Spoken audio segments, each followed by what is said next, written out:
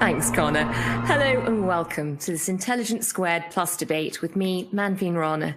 Before we get started, I'm going to ask the audience to submit your pre-vote intentions just to get a sense of where opinions lie before we begin. So please vote now for or against the motion, Big Tech was right to deplatform Trump, via the poll that should be appearing on your screen. If you're unsure, just vote undecided. Now, tonight's debate couldn't be more timely. Shortly after a pro-Trump mob stormed the Capitol on January the 6th, Big Tech unplugged the president. For years, he'd been using social media to communicate directly with his supporters, even on the day, as lawmakers in the Capitol scurried to find places of safety during the siege. Trump posted, "Stop the steal," and proclaimed, "You will never take back our country with weakness." Then came the crackdown. Reddit removed the Donald Trump subreddit. YouTube tightened its policy on posting videos that called the outcome of the election into doubt. TikTok took down posts with hashtags like "Storm the Capitol." Facebook suspended Trump's account indefinitely. And Twitter, the former president's favored form of communication, took his account away permanently. So did Big Tech make the right decision? And was this censorship or accountability? That's what we'll be debating tonight. And here's how it's going to work. So in a moment, you'll hear from our four debaters and they'll make their opening speeches. Then I'll be taking your questions. So please do start sending those in now. And we'll hopefully allow the speakers tonight to fight them out. At 6:55, the speakers will end the debate with short closing statements. And then I'll ask you to vote again, your final vote, which we'll announce the results of at 7 o'clock. But first, I can tell you that as things stand, the motion is carried with 54% of votes for, 24 against, and 22 undecided. So let's wait and see how that changes during the course of the night.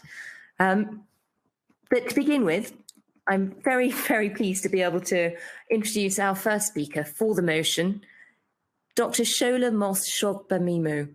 She's a political and women's rights activist and the founder of Women in Leadership, the publication. She's also the author of the new book, This Is Why I Resist, Don't Define My Black Identity. I'm delighted to be inviting Shola to take the floor.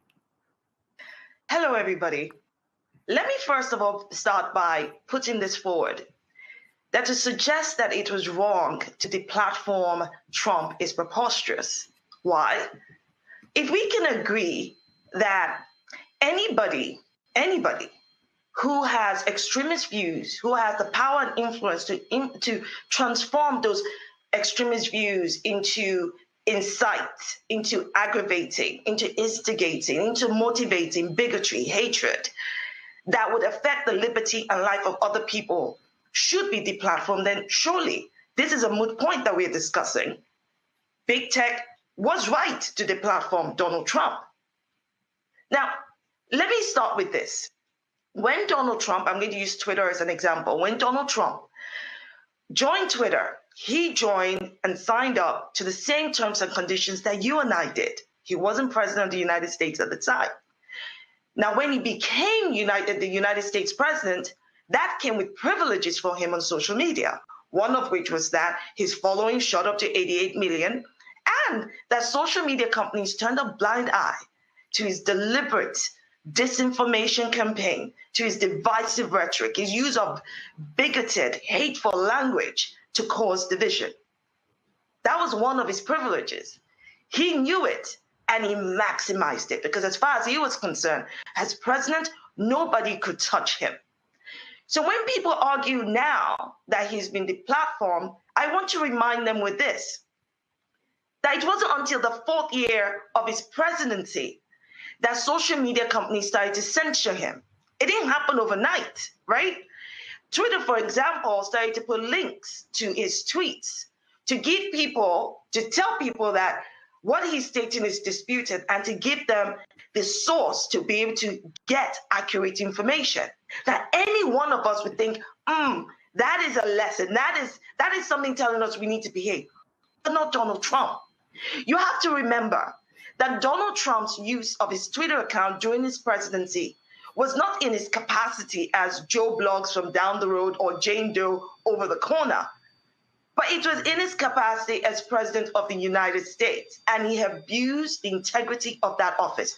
But that is not why he was deplatformed, even though that is what is causing a lot of people to question why he was deplatformed. That makes no sense to me.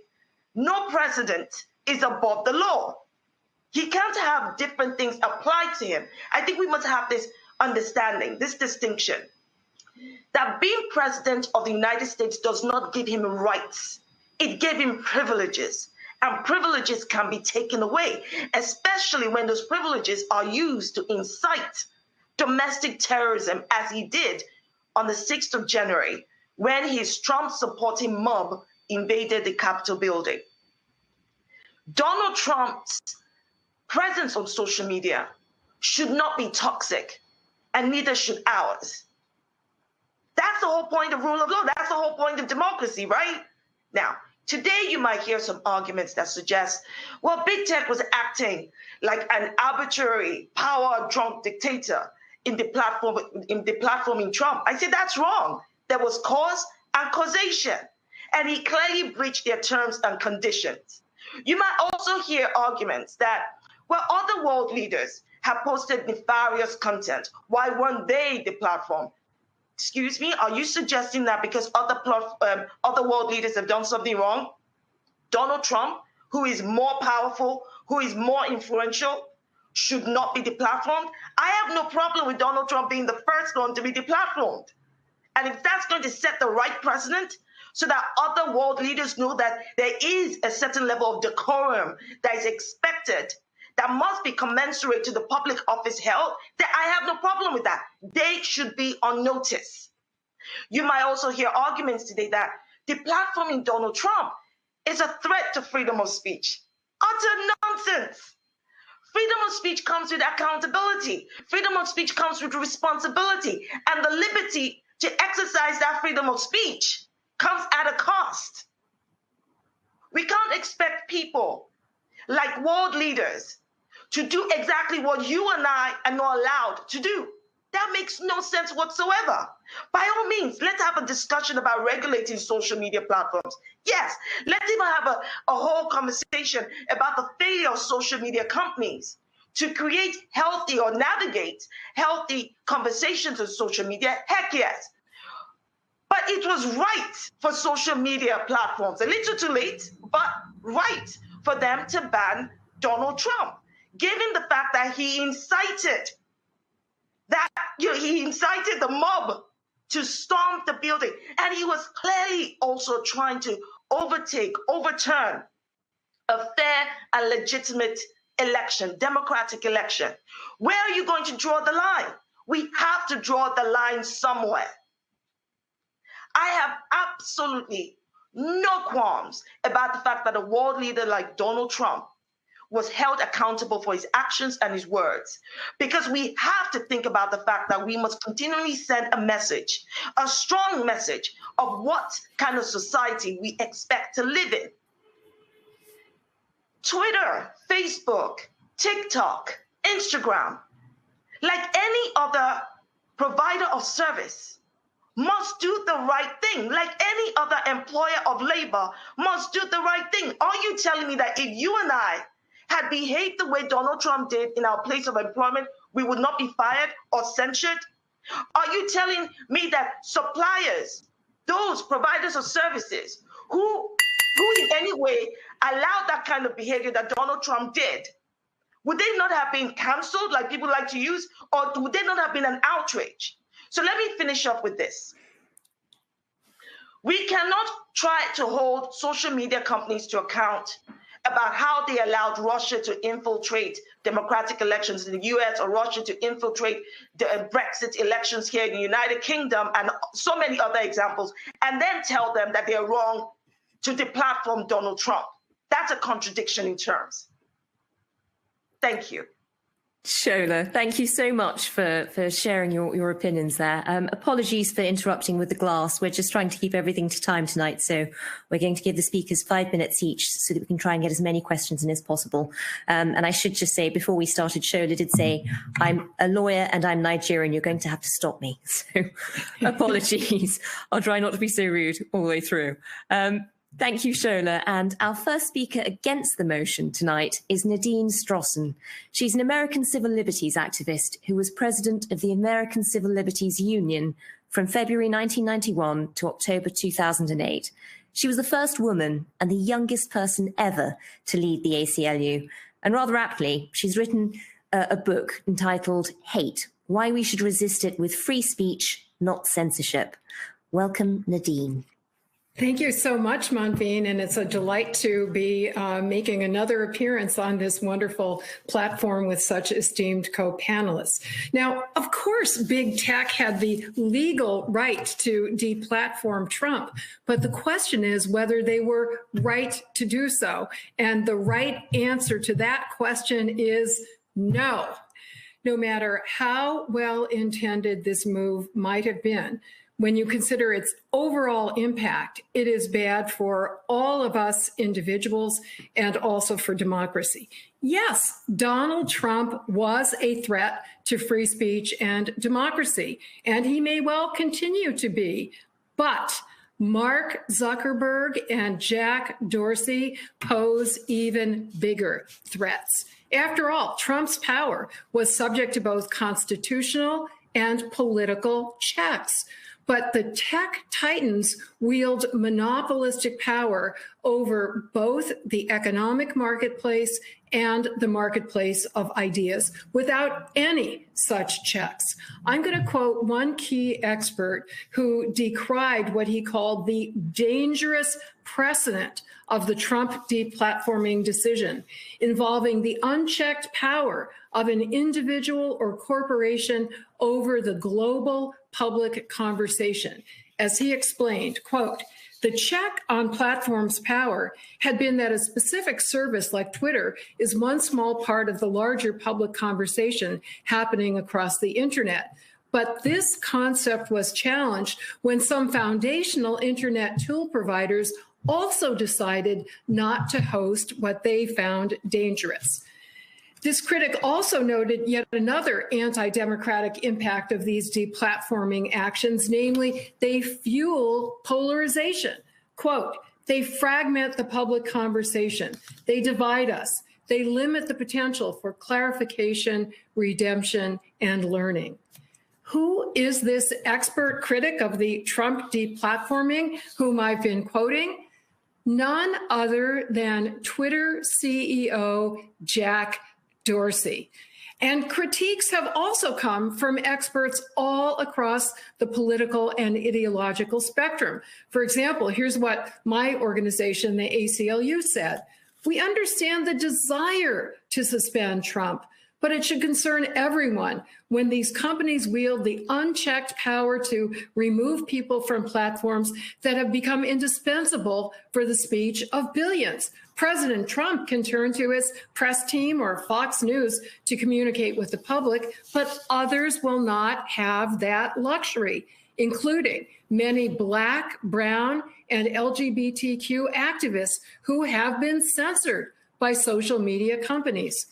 Similar points were made by UCLA law professor Eugene Volokh, who is a prominent libertarian. He said, even ardent champions of capitalism should accept that all power can be dangerous, including corporate power. There will now be pressure on platforms to suppress other speech, such as fiery rhetoric against police or against oil companies. Excuse me, stop the clock. I'm getting very fiery myself. I'm not timing this. He went on to say, Mr. Trump's suspension may have been motivated by the platform's sincere desire to protect democracy, but other politicians might be suspended because their policies are bad for corporate profits or contrary to the owner's political views. Sometimes just the risk of suspension will pressure politicians to avoid taking positions a company dislikes. Now, ironically, the liberals and progressives who have cheered big tech's silencing of Trump also tend to be strong critics of the United States Supreme Court's decision in the Citizens United case, because that case held that corporations may spend their money to advance their own speech and ideas. Critics complain that this gave these corporations undue influence over elections and officials. But the tech giants are now spending their money to suppress other people's speech and ideas, to suppress these other people's speech and ideas, including precisely speech about elections and by officials. Surely that is a far graver threat to democracy, and one with worldwide implications. That's why Trump's deplatforming was critiqued by leaders of other democracies, including German Chancellor Angela Merkel, and also by the courageous Russian dissident Alexei Navalny. As he said, this precedent will be exploited by the enemies of free speech around the world, including in Russia. Every time they need to silence someone, they will say, this is just common practice. Even Trump got blocked on Twitter.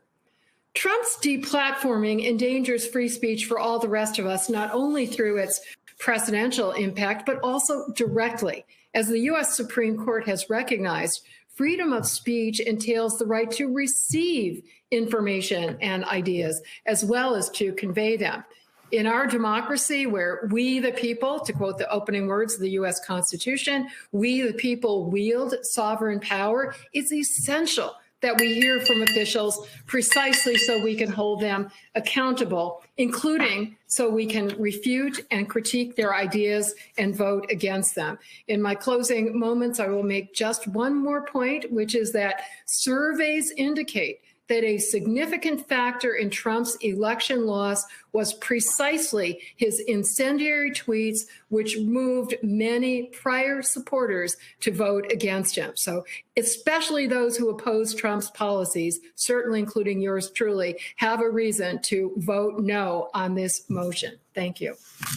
Thanks, Nadine, for a very fiery speech. We've got off to a very fiery start. We've got two more speakers to go, but just a quick reminder that if you do have questions, do send them in now by clicking on the Ask Question button under the video screen. Type in your question, and if you want us to read out your name, please do include that too, and then just press send. We'll try to cover as many as possible. Now, our final speaker for the motion tonight is James Bosworth. He's the author of the Latin America Risk Report newsletter and the founder of Hexagon, a consulting firm that provides political risk analysis and bespoke investigations in emerging markets. He recently wrote in the Financial Times that the deplatforming of all despots should now be considered. Welcome, James. Thank you. Thank you very much for the invitation to be here. I really appreciated Shola's intro there. I think she set that up very well in terms of the case. I also appreciated Nadine's points. I really think that Nadine and I aren't that far apart on this issue, but I am in favor of tech deplatforming Trump. And let me give you three reasons. The first was it was listed off by Nadine. It is the fact that Donald Trump is one of the least censored people in the entire world. Just yesterday, Donald Trump released a statement about his opinions on Mitch McConnell, the Senate Majority Leader.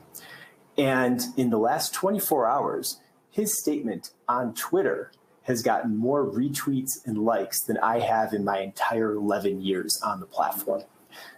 For somebody who has been deplatformed from Twitter, that's an amazing statement. You know, his speech is not currently being censored.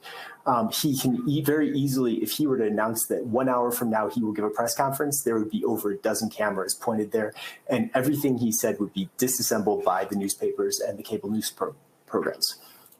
Second, from a free speech point of view, his free speech stops where other people's free speech begins. I write an email newsletter for a living, and there's nothing that says that I need to put Donald Trump's views on my email newsletter. If Donald Trump insisted that his views go verbatim on the front page of the ACLU website, I'm pretty sure the ACLU would sue over that. Even though he has a right to free speech, he does not have a right to publish his free speech anywhere. And that's a critical aspect to this free speech issue. The final issue, though, is that this isn't a free speech issue.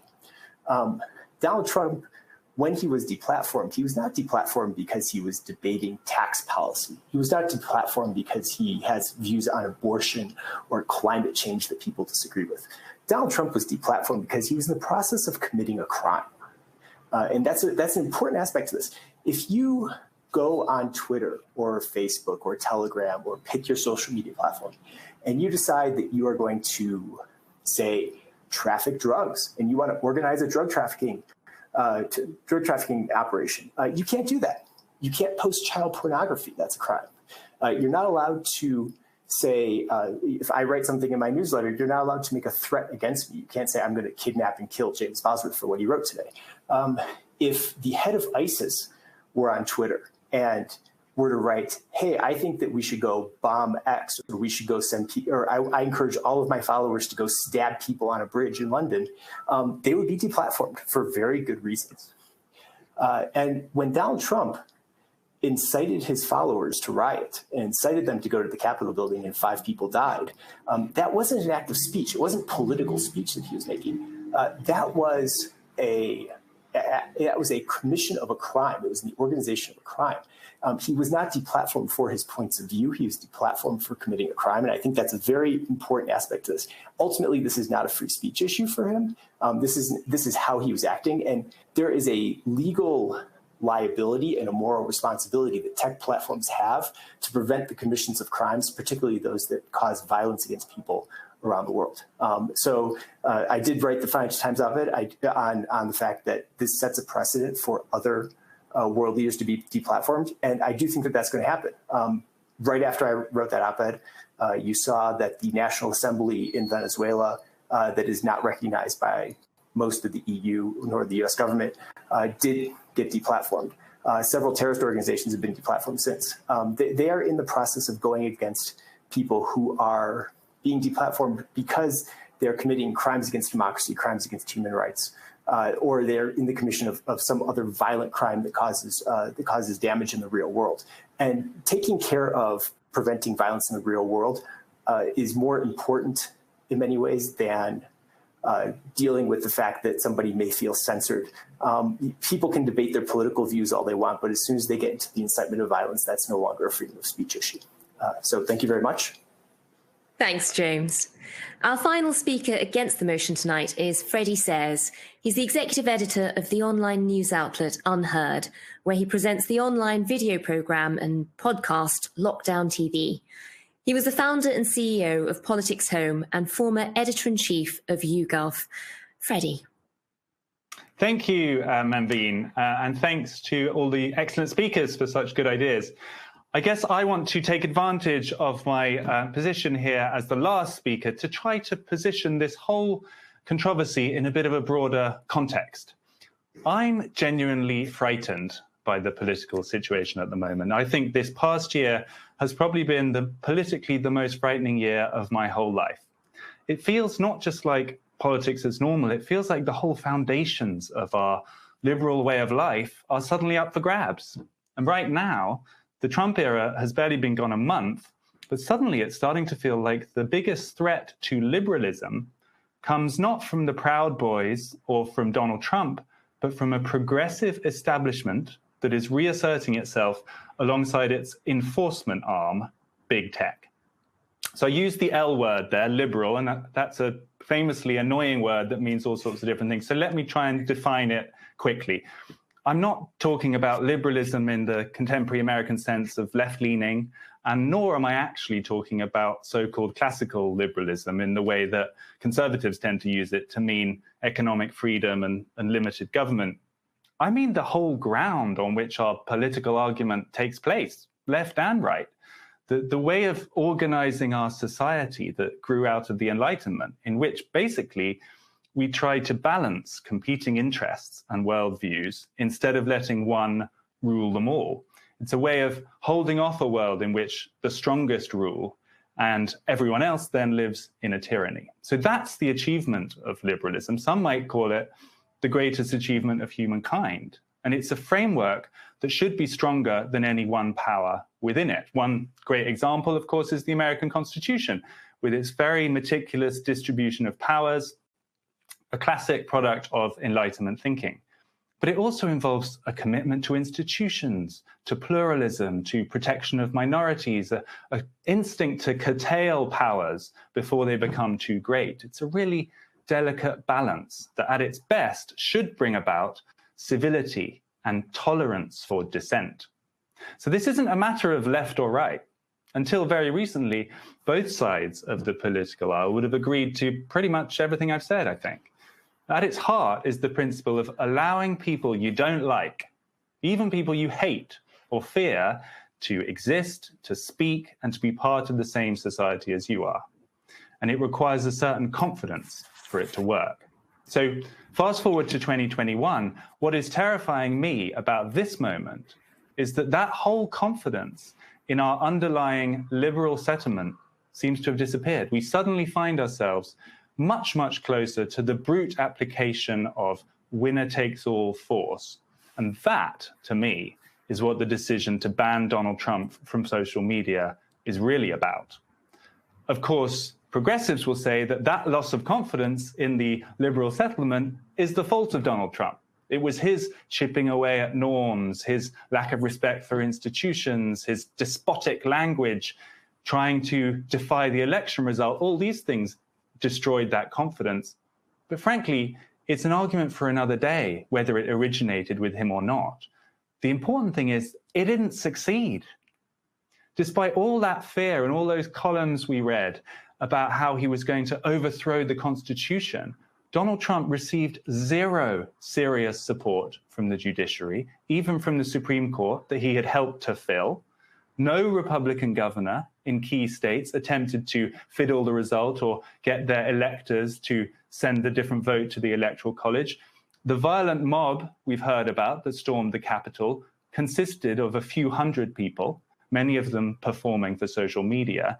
So it was a serious event, and of course people died, but it looks in retrospect more like a policing failure than the summoning of an army to overthrow the federal government. I've got really good progressive friends in the US, and when I talk to them, I get the impression that they are pretty much traumatized. The past 4 years of daily terror has left them with something like PTSD. Well, they would like to be magnanimous in victory. In reality, they are defensive and insecure. And so it's understandable that they're tempted to use the power they now have, their friends and supporters in the media and big tech, to try to eviscerate Donald Trump, stamp his movement off the face of the earth.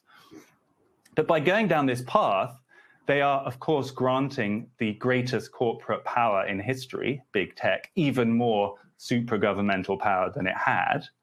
But worse than this, they are unwittingly completing the destruction that they think Donald Trump started, undermining the framework of our liberal democracy and pushing us back towards a world where the powerful rule without regard for due process. This was naked censorship. It involved no law courts, no democratic vote. It's dangerous, and no true liberal should support it. It might feel good now if your team has got the upper hand, but the principle of censoring your opponents is going to come back to haunt you, because next time it won't be your friends who control the media platforms, it will be your enemies. So be a good liberal, protect us all, and oppose this motion. Thanks, Freddie. We've had 4 thought-provoking opening statements there. And now we'll turn to your questions. So just a quick reminder, if you still haven't submitted one and you'd like to, then please do. Underneath the video screen, you'll see a tab that says Ask a Question. Type it in, add your name if you want it read out, and then just click on Send. And if you'd like to tweet us or tweet about the event, then please do using the hashtag IQ2. We've got a lot of questions coming in already, and we'll try to cover as many as we can. To begin with, for those in support of the motion, so to James and to Shola, Is it right that big tech has the power to deplatform anyone, given that Twitter and Facebook are the modern digital equivalent of the public square? So Shola first.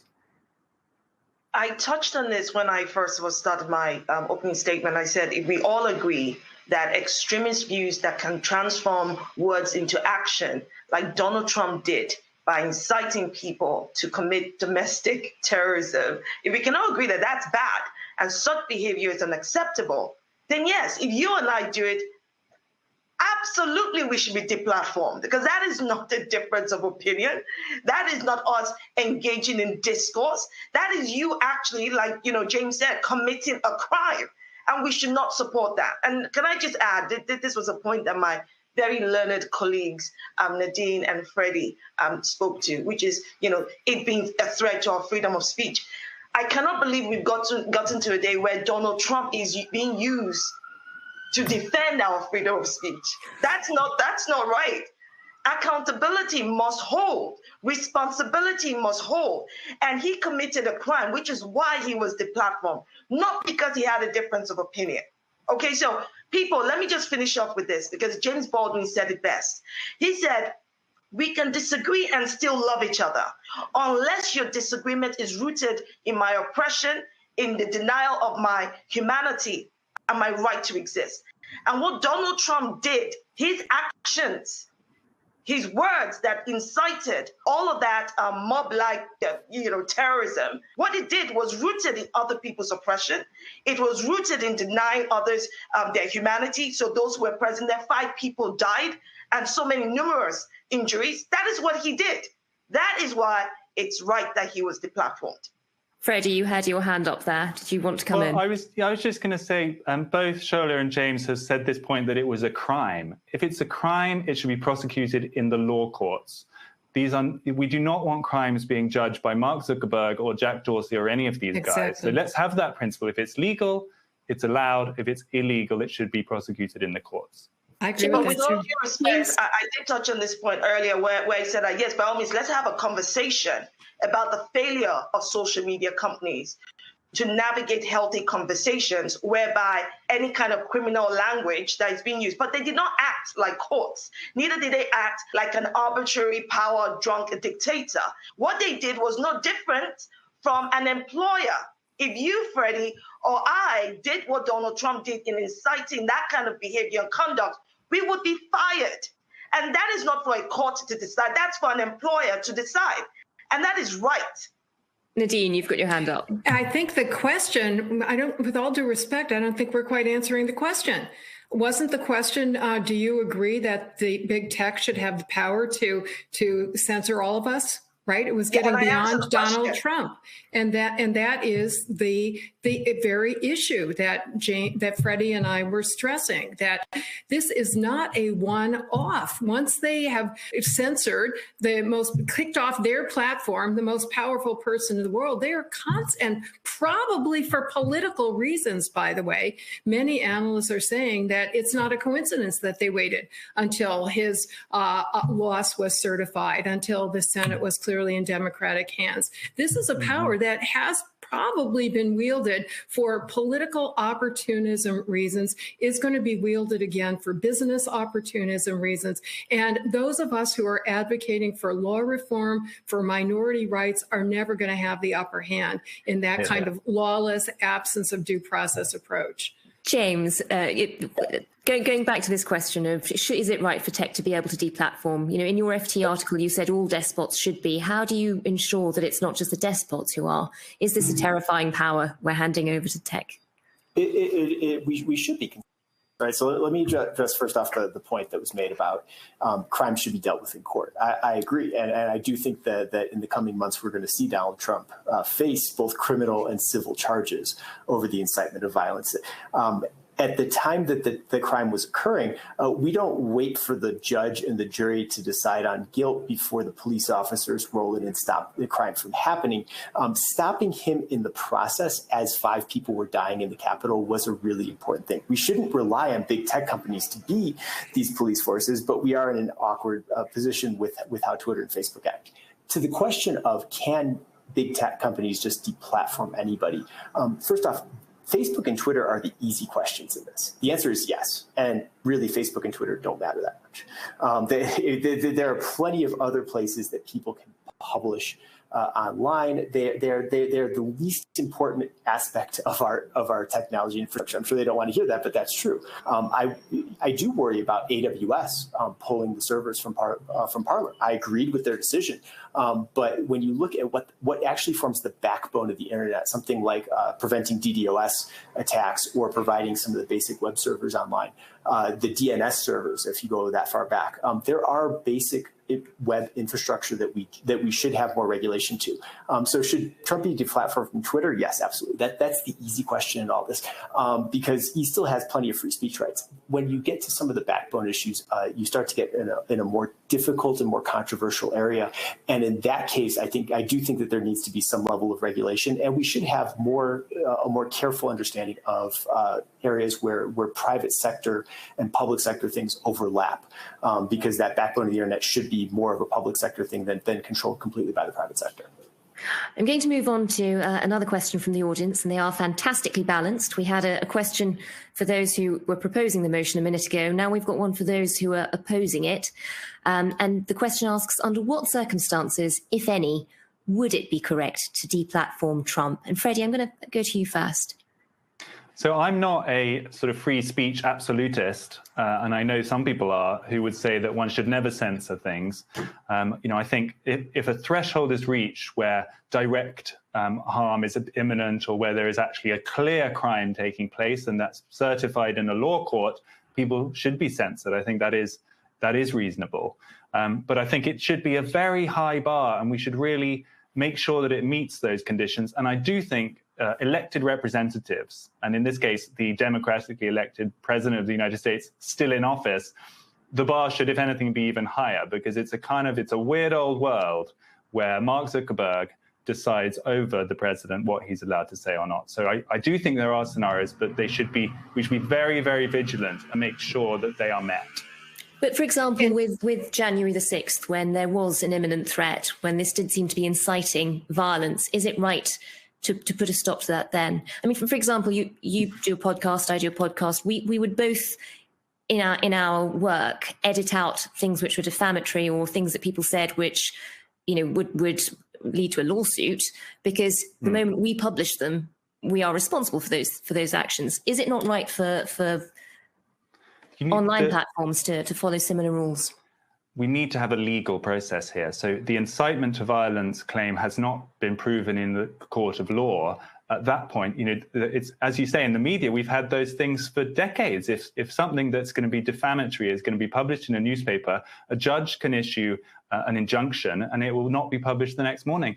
It'd be very easy to set up similar legal systems so that if something was happening on social media, urgent action could be taken. But that didn't happen.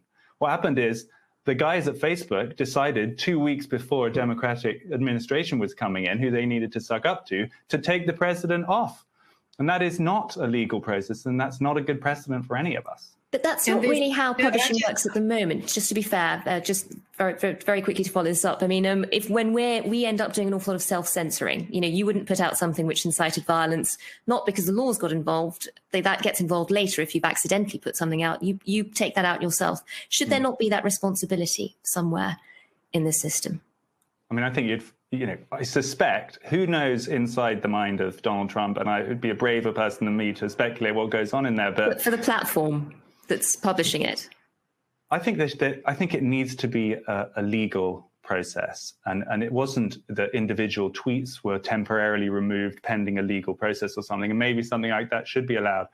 But what happened was the whole account was taken down in perpetuity, and it was taken without any scrutiny. And this is a single exactly. Can I please comment? Very quickly.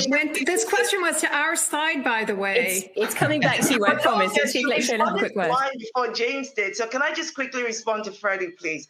I respectfully disagree, because first of all, Freddie says that there has to be a high, barrier, high level.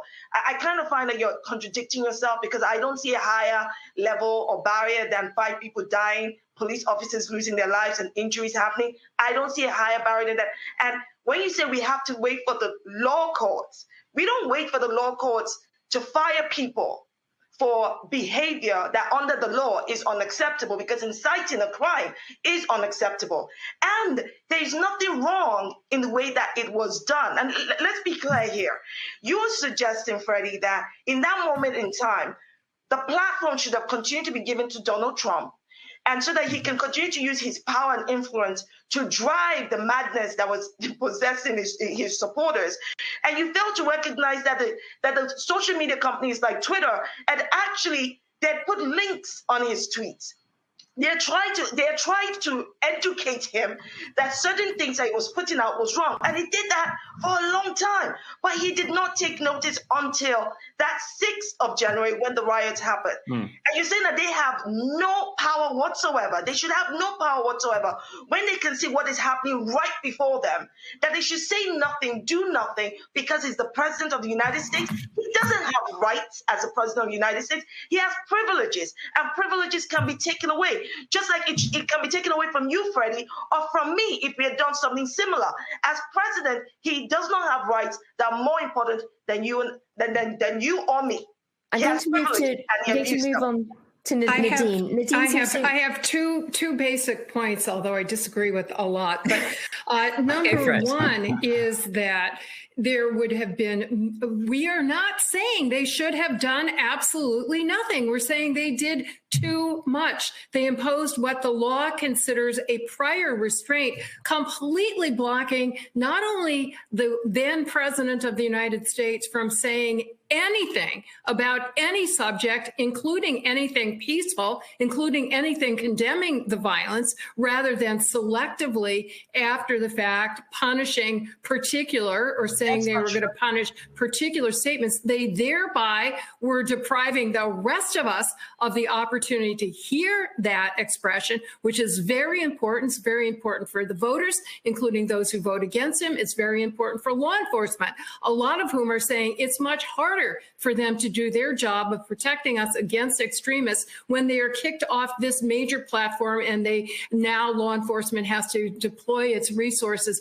to hidden dark corners of the web where it's much harder to track down and also much harder to recruit away extremists. The other point I want to make, and Shola, you're so brilliant, I know that you don't believe your own rhetoric when you say, well, violence happened, people got killed, therefore that proves that Trump incited them. That is not a logical cause and effect. And sadly, that is exactly the same argument that is being made in a very important Supreme Court case where the ACLU is representing a leader, a major leader of Black Lives Matter, because a police officer who was assaulted by somebody who participated in a BLM demonstration is blaming the fiery rhetoric of the Black Lives Matter leader for having instigated the violent assault against the police officer. And the ACLU is arguing there that that is not, you can't blame incitement. And the U.S. Supreme Court upheld that principle in a very important case involving the NAACP. I'm sorry, but Nadine just posed a question. So let me just respond to what she posed to me. Very quickly. Rhetorical question. I am not speaking in rhetoric. I'm speaking in facts, right?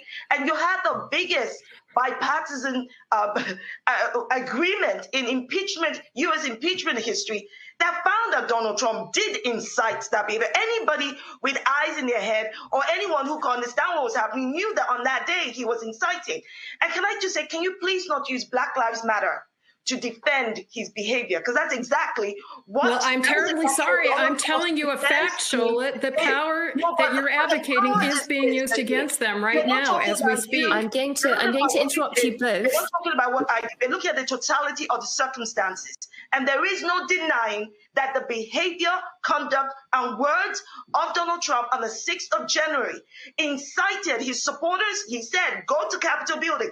He said, you have to take back power by force. He used all those words. And can I just correct you when you said nobody could hear from him? Because that's not true. Because even on the 6th of January, he did tweet. He did tweet about how much they are patriots. He tweeted his video. We heard from him. So that's not correct in saying that he was totally banned from communicating on the day. I disagree, but I'm going to cede my time to the audience. Thank you. I'm just going to go to the next question from the audience. We are running out of time, and I want to get as many of them as possible. Harry Briggs, a tech investor, writes, in the UK, we've always had limits on media dominance.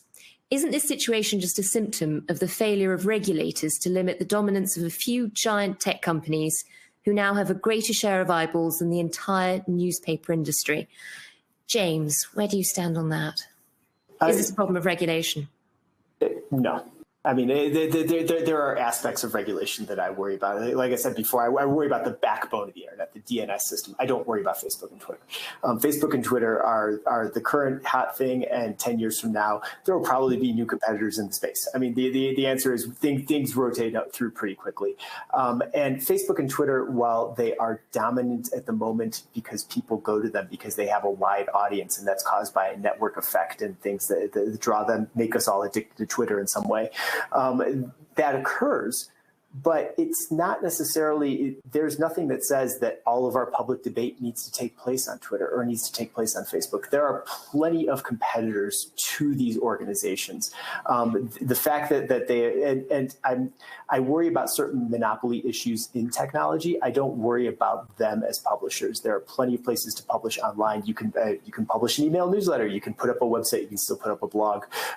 There's not like a restriction on people being able to publish online just because they can't publish on Twitter or Facebook. Freddie, I can tell you've got an opinion on this. I do. Yes is the answer to Harry. Of course, these companies are over-dominant. It's not right to treat them as normal companies because they basically represent the public square, the marketplace at this point. You know, we've actually been the victim of some of this censorship at Unheard. And it's a terrifying experience because suddenly from one moment to the other, a post or a video or whatever it is taken down. There is no recourse. There's no means of appeal. It's a faceless, huge tech monolith that you have no insight into. And it's terrifying. This is the nearest thing we have to a genuine tyranny in our modern world, I would say. These are huge, huge powers, and we need to be very aggressive about keeping them in place. Right now, Facebook has just announced its equivalent of a Supreme Court. It's brought its own politicians that it chose from parties that it chose to populate this new high court of Facebook that's going to decide what should be censored. What kind of world is this where a private company based out of California has its own Supreme Court that makes judgments on people in the UK or France or anywhere around the world? It has got out of hand, and of course it needs to be regulated. Just one thing. I haven't logged into Facebook in a year. Nobody makes you use Facebook. Nobody makes anybody use Facebook.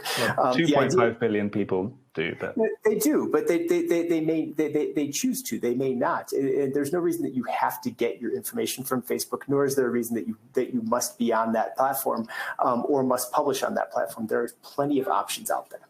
Well, in fact, in some countries, that's not true. Is it a monopoly or is it just a wildly successful business? I'm going to move on to another question from the audience. This comes from Simon Worth, and it's directly for James.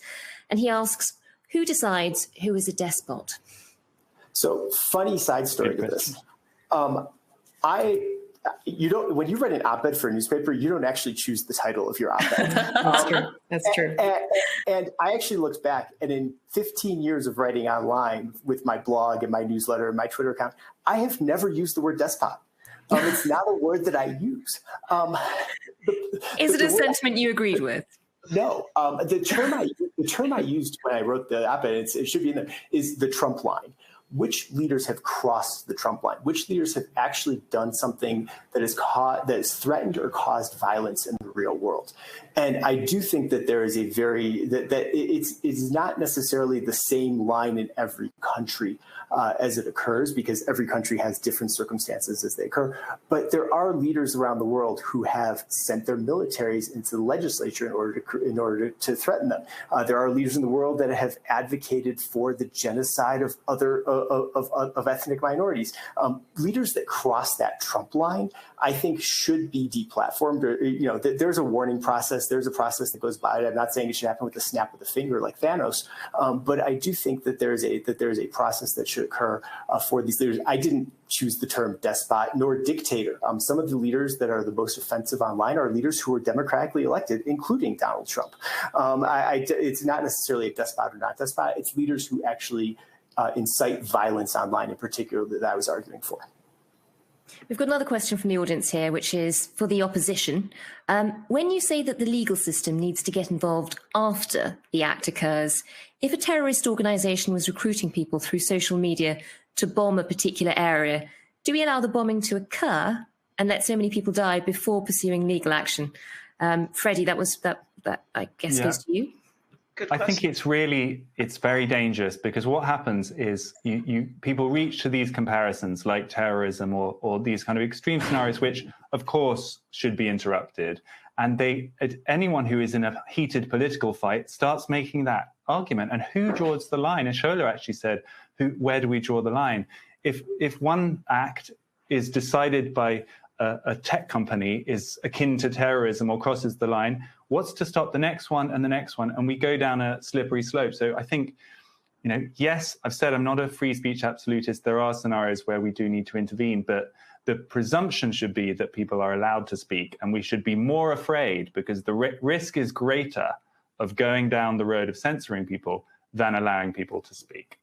I think Freddie is absolutely right, and that happens to be the law in the United States. Despite our vaunted speech protectiveness, the Supreme Court does allow and encourage government to punish speech, including in advance of threatened danger, but only if there is evidence that the speech is directly causing imminent serious danger. And the reason for that demanding the tight and direct causal connection between the speech and the danger is precisely the greater danger of giving more discretion to government, which throughout history is always used disproportionately to silence minority groups, whether racial or ethnic or religious minorities, or whether political dissidents. And as far as terrorism is concerned, we all know the old saying, one person's terrorist is another person's freedom fighter. And I'm sorry, it's a fact, Shola, but for a lot of people in this country, including law enforcement officials, Black Lives Matter is considered to be a terrorist organization. But those are the people who are looking to discredit Black Lives Matter. But you know what? You and I will have that conversation another day. Let's focus on what you and Freddie just said. It's definitely at stake here. And for my allies in that movement, that's why I'm defending the underlying principle here. Nadine, you and Freddie have kind of contradicted yourselves, right? The question was about extreme behavior like terrorists do. And Freddie said, well, if it's extreme in those circumstances, I would say that Donald Trump's behavior was extreme for a president. And you said where it puts people in imminent danger. Well, there were people dying and people getting injured. That put people in imminent danger, especially the politicians that were having to hide under the table. How can you not, in the totality of circumstances, understand that you're contradicting yourself when you're trying to defend a certain behavior, but you want to use Donald Trump as a reason why why he should not be deplatformed? To me, that makes no sense. I'm sorry, and I'm so sorry. I'm not defending Donald Trump's behavior. I'm not defending his speech. I am defending a principle that protects everybody. I'm going to interrupt you both. I'm so sorry, just because we are running out of time, and I really want to get one last question in. So I've got one last question from the audience, which is for the proposition of this debate, saying, doesn't deplatforming anyone deprive us all from our right of receiving information and deciding for ourselves on its values and merits? James? If you have a hard time finding out where Donald Trump stands on an issue, there's a Wikipedia page for you, and there's Google. There is zero reason that you should have any reason to think that you can't find out what Donald Trump thinks on something. He's, like I said before, he's one of the least censored people in the world. Shola, did you have anything to add? Oh my God. No, understand this. By deplatforming Trump, they were not deplatforming you, Freddie, or you, Nadine, because you did not do what Donald Trump did. And you are not, I hope, ever going to do what he did and get to that kind of extreme conduct. We're not saying that what happened with Donald Trump is going to happen to us. If we do exactly what he did, then yes, we should be deplatformed. But that is not about what we are doing right now is a difference of opinion. That is not what Donald Trump did. Donald Trump did not exercise difference of opinion. What he did was to incite hate, and he incited a mob to commit domestic terrorism. There's a difference. The four of us are not doing that, are we? Well, just to say, Oh, sorry. I'm sorry, we are out of time. So we're going to have to move to the closing statements, but you will all get a final chance to make your point in a minute each, beginning actually with Freddie, your case against the motion. So my first point would be, if you want a pluralist, open, liberal society where people win on the strength of arguments, if you want us to be able to have conversations like we've had tonight, we need to be absolutely terrified about the current move towards censorship. And although James is right that you can still probably find out what Donald Trump thinks if you really want, he is the famous top of the pyramid example here.